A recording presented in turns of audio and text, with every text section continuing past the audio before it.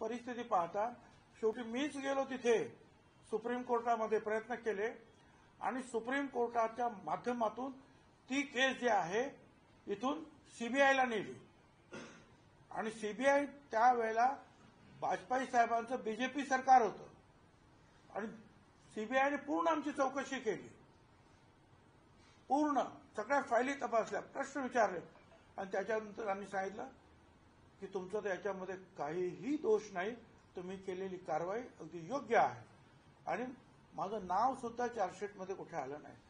परंतु उपमुख्यमंत्री पद गेलं, होम मिनिस्टर पद गेलं, एक डाग लागला कारण नसताना, मनस्ताप झाला घरच्यांना, आम्हाला सगळ्यांना आणि अर्थात परत मग जे पवारसाहेबांनी आम्हाला 2004 मध्ये निवडून आलो आम्ही त्या येवल्यातून आणि मला मंत्री केलं. परंतु म्हणून मला मी ते भोगलेलं आहे की कारण नसताना, प्रूव्ह झालेलं नसताना एकदम राजीनामा घेऊन असं आहे की ते सगळे जे नेते किंवा मंत्री होतात ते लहानपणापासून काहीतरी काम करत करत करत करत करत वाढत पुढे मंत्रिपद काही ताबडतोब मिळत नाही आणि अशा वेळी एकदम तिथून त्यांना अशा रीतीने राजीनामा मागणं हे काही मला काही योग्य वाटत नाही. हा, चौकशीमध्ये काय सापडले तर ते मुख्यमंत्री त्यांनाच बोलून सांगतील की बाबा तुम्ही काय करायचं ते करा, तो भाग वेगळा राहील. मंत्री राहिले तर संपूर्ण चौकशीवर त्यांचा हातच कुठे आहे, हातच कुठे आहे त्यांचा, अजून काय सिद्ध झालं हातात. पण तुमच्याकडे जी काही माहिती असेल ती त्यांना द्या ना, ती द्या ना तुम्ही. आणि माझ्या वेळेस तर मीच मुक्का लावला होता, मीच सगळं काही खोदून काढलं होतं, प्रेस खोदून काढली होती बोरा बाजारमधली, तरी सुद्धा राजीनामा द्यावा लागला. तर राजकारणामध्ये अशा सगळ्या गोष्टी होतात. परंतु ते मला असं वाटतं की कुणावर अन्याय होता कामा नये. त्यांनी जर काय दोष असेल तर त्या दोषीला शिक्षा झाली पाहिजे. कारण तो जो खून झालेला आहे तो अतिशय भयंकर. कारण ते आमदार धस ज्या पद्धतीनं हाऊसमध्ये सांगत होते किंवा बाहेर सुद्धा बोलतात किंवा आम्ही जे काय ऐकतो ते पाहिल्यानंतर, जे ऐकल्यानंतर अंगावर शहारे येतात.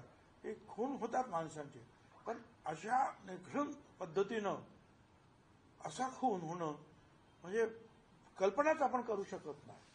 आणि जे कोण दोषी असतील त्यांना फाशी द्या ना तुम्ही, ज्यांनी हे केलं त्या, कोण त्याला नाही म्हणतं, फाशीच द्या त्यांना.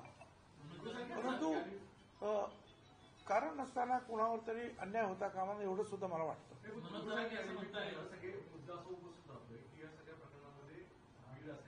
परभणी असेल, पुण्यात असेल असे मोर्चे निघत आहेत आणि विशेषतः जरांगे परत एकदा जातीय भाषा करतायत, त्यांना घुसून मारण्याची भाषा करतायत, या संदर्भात काय म्हणतात? हे बघा, हे जे आहे जरांगे हे जे पद्धतीनं बोलतायत काय, हे काही बरोबर नाही. हे लोकशाही आहे, हे काही ठोकशाही नाही आहे.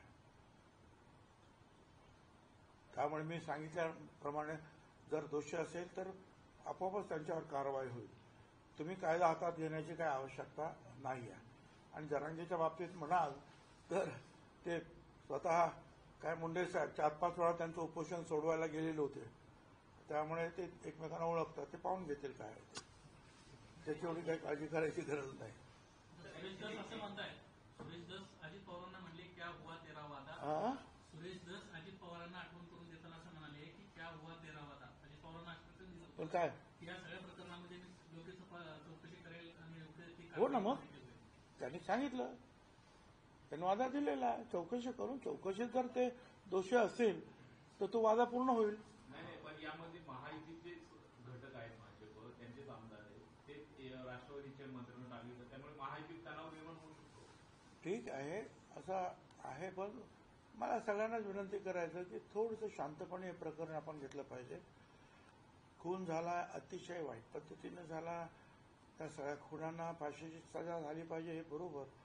परंतु कायदा सुद्धा म्हणतो की एक सुद्धा बेगुन्हेगार त्याला सजा होता कामा नये, एकाला सुद्धा अन्याय होता कामा नये, एवढंच मला म्हणायचं आहे. आणि म्हणून होऊ द्या चौकशी.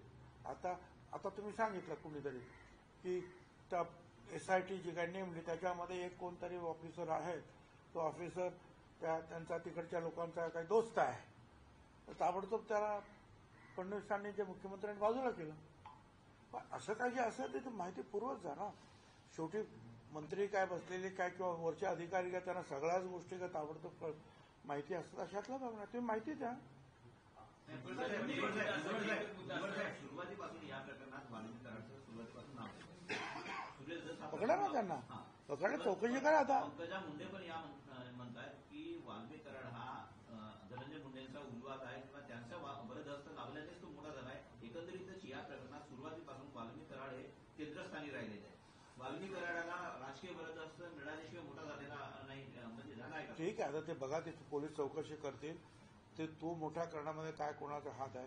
आता माझ्याबरोबर अनेक माझे मित्र कार्यकर्ते वगैरे असतात. अनेक लोक फोटो काढतात, काय करतात आणि जवळ असतात कार्यकर्त्या.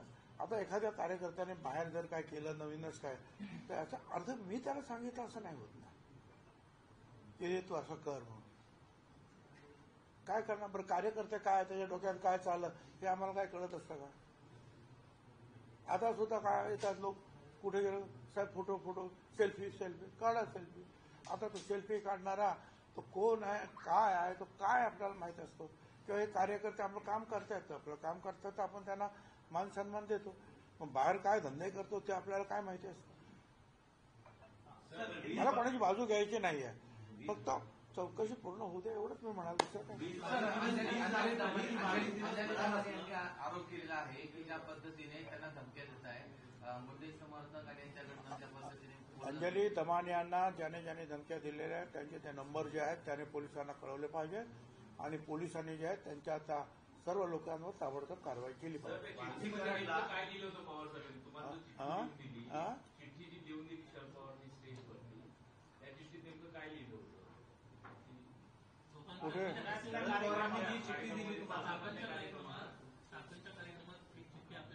अच्छा चिठ्ठी लिहिते काय लिहिलं तर त्याच्यावर पडदे में रहने दो पडदा असं ते चिठ्ठीत लिहिलं होतं की असं तुम्ही म्हणताय चिठ्ठीत असं लिहिलं होतं की तुम्ही सांगताय. मी सांगितलं ना आता एकदा, त्याचं उत्तर दिलं आता काय परत. प्रफुल्ल पटेल सुनील तटकरे लगातार प्रफुल्ल पटेल सुनील तटकरे लगातार कह रहे हैं मीडिया के सामने कि भुजबल साहब को मनाने का प्रयास किया जाएगा, 1-2 दिन में आपसे मुलाकात करने जाएंगे. लेकिन वो आपसे क्या उनकी मुलाकात हुई? सच में वो मनाने का प्रयास करे? हमारी कोई मुलाकात नहीं हुई, कोई बातचीत नहीं हुई है.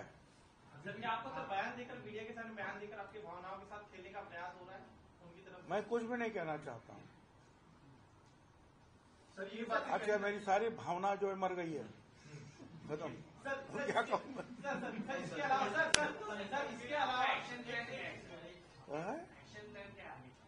सर प्लॅन ऑफ ऍक्शन आगे का क्या है? मी तुमच्याशी बसतो आणि ठरवून आपण काय करायचं, प्लॅन ऑफ ऍक्शन पुढे. तुम्ही जरा आता गप्पा वगैरे मारताना आपण ठरवू. तुम्ही काय सांगतात त्याचा पण विचार करू. सर इसके अलावा अजित पवार ने कहा है कि मतदाताओं को कहा है कि आपने मुझे वोट देकर मेरे मालिक नहीं बन गए, मैं आपका मजदूर नहीं बना. इस पर आपका क्या कहना है? ठीक है, यानी इतना नहीं कहना चाहिए, इतना ही मैं कहूंगा. क्योंकि लोग जो है ये हमारे मिनिस्टर के मालिक है या नहीं ये बात ही नहीं. ये सारे लोग जो है मतदाता है, इस राज्य के मालिक है, इस देश के मालिक है. बाबा साहेब अम्बेडकर ने सबको इस देश के मालिक बनाया है. हमारी क्या बात होती है? सर आप एरोगेंस दिख रहा है सत्ता में आने के बाद दादा का. मैंने उस पर जो है जवाब दे दिया है. सर संजय गायकवाड़ जो है जिस तरीके का उनका भी एक बयान आया है कि 5,000-2,000 रुपए में देने वाले वोट जो है इस तरीके की जो टिप्पणी की है उसको आप किस तरीके से देख रहे हैं? लगातार इस तरीके विवादित बयान होते मैं हैं. फिर से इसके बारे में इतना ही कहूंगा कि जो हमारे उप मुख्यमंत्री और भूतपूर्व मुख्यमंत्री शिंदे साहब हैं, उनको चाहिए कि उनको थोड़ा जरा लगाम लगाए.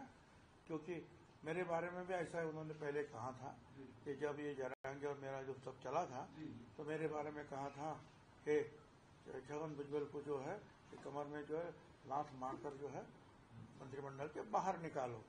और 2.5 महीने पहले मैंने जो इस्तीफा दिया था, और मगर मुख्यमंत्री ने कहा था कि इसके बारे में कुछ बोलो मत, तो मैंने नहीं बोला था। मगर जब इसने ये बोला लात मारकर उसको निकालो, टिक आउट, तो मैंने बोला कि भाई कुछ जरूरत नहीं है लात भीत मारने की, मैंने इस्तीफा दे दिया, जाओ।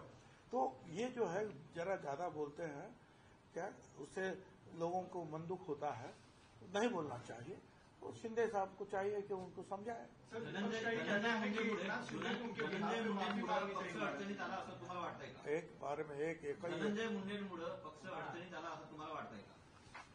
असं आहे की मला अजून तरी म्हणजे अडचण निर्माण केली गेलेली आहे सगळ्या बाजूने, परंतु जोपर्यंत जे आहे न्याय सांगतो आहे की नीट चौकशी करा आणि त्याच्यानंतर अडचण वाटली तुम्हाला खरी तर त्याच्यावर जे काही पावलं उचलायला पाहिजे. माणिकराव कोकाटे असं म्हणतायत की भुजबळांचे लाड पक्षाने खूप केलेले आहेत, त्यामुळे त्यांना जो योग्य निर्णय वाटतो तो त्यांना घेऊ द्या, अशा पद्धतीची प्रतिक्रिया माणिकराव कोकाटेंना मला सांगायचं आहे की छगन भुजबळ या राष्ट्रवादी काँग्रेस पक्षाचा संस्थापक आहे, पवार साहेबांबरोबरचा.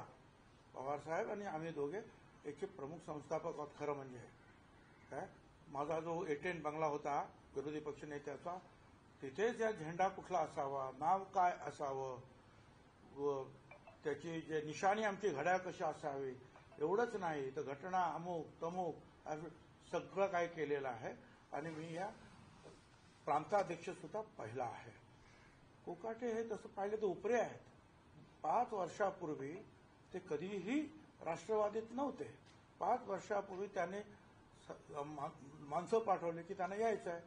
मी पवार साहेबांना विचारलं, पवार साहेब तयार नव्हते, पण मी म्हटलं की जाऊ द्या, काय मला काय ते बोलले असतील, शिव्या दिल्या असतील मागच्या निवडणुकामध्ये, परंतु आपण आता निवडणुका आहेत आणि नंबर वाढवला पाहिजे.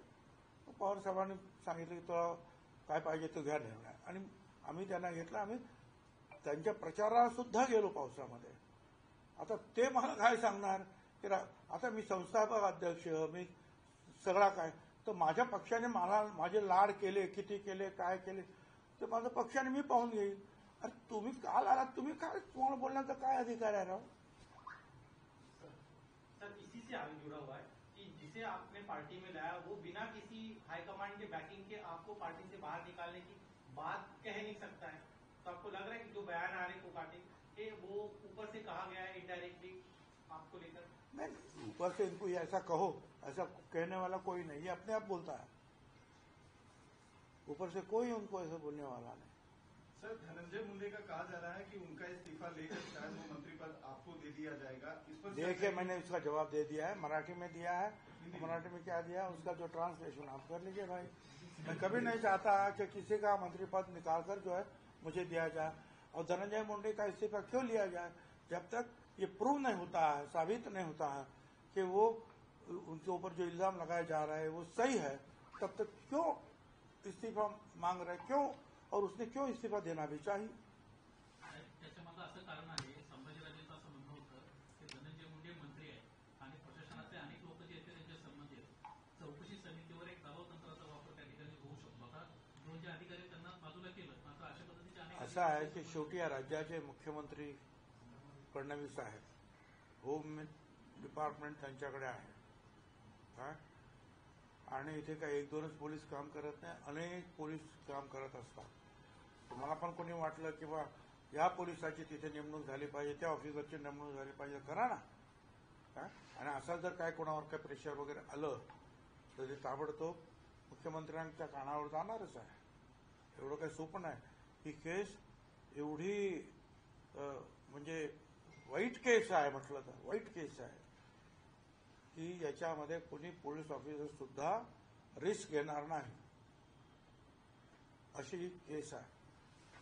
ही अशा रीतीची हत्या ही पहिल्यांदाच झालेली आहे या राज्यामध्ये. त्याच्यामुळे कुणी पोलीस ऑफिसर सुद्धा काय मंत्री असेल आणि कोणी असेल तर त्याच्या दबावाला बळी पडेल असं मला वाटत नाही. तो माझा अनुभव आहे काही वर्षाचा होम मिनिस्टर म्हणून मला असं वाटतं. आणि ते असं असला तर ते ताबडतोब वरती कळवतील की असं चाललंय. पालकमंत्रीपद भाड्यानं दिलं गेलं होतं वाल्मिक कराड अजय? पालकमंत्रीपद वाल्मिक कराड यांना भाड्यानं दिलं गेलं होतं असं म्हटलं गेलं या प्रकरणात.